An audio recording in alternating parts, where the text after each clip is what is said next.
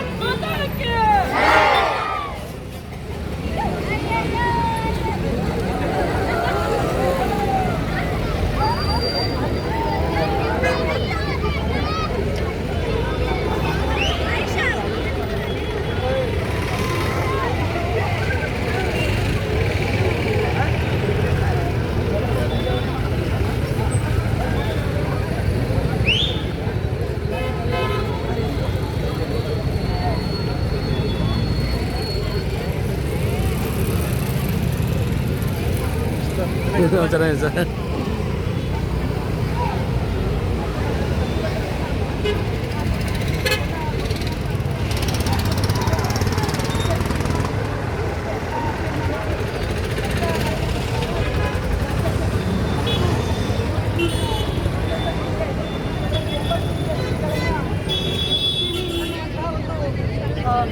ತೀರ್ಮಾನವನ್ನು ತಗೊಳ್ಳುವ ದೃಷ್ಟಿಯಿಂದ ಒಂದು ಕಮಿಟಿಯನ್ನು ಮಾಡಿ ಅಂತಕ್ಕಂಥ ಪ್ರಕ್ರಿಯೆಗಳನ್ನು ನಡೆಸ್ತಾ ಇದೆ.